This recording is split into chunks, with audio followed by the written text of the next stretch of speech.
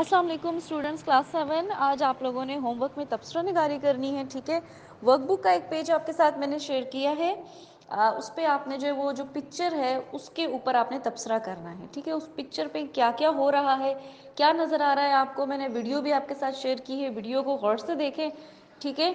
और उसमें जो है वो एक पिक्चर है आपकी बुक में, ठीक है। उसको आपने डिस्क्राइब करना है, उसमें होने वाले जो भी वाक़या है वो कैसे हुआ, और उसको आपने अपने लफ्ज़ों में लिखना है। कोई मुश्किल नहीं है, जितनी आपके पास बुक पे स्पेस है बस उतना ही आपने लिखना है, इसको बहुत ज़्यादा डिटेल में नहीं लिखना, ठीक है।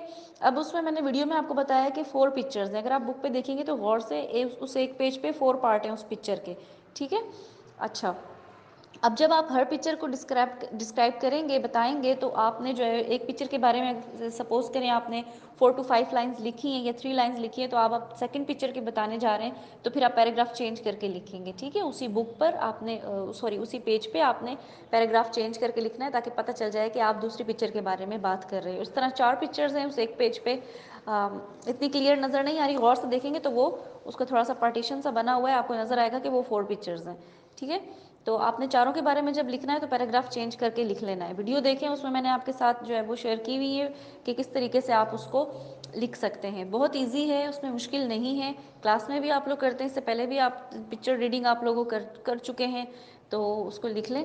कहीं अगर किसी बच्चे को कोई मुश्किल पेश आती है तो आप मुझसे पूछ लें, तो मैं आपको गाइड कर दूँगी। गलत ना कीजिएगा, अच्छा कीजिएगा, आराम से नीट राइटिंग में कीजिएगा और गलत ना कीजिएगा।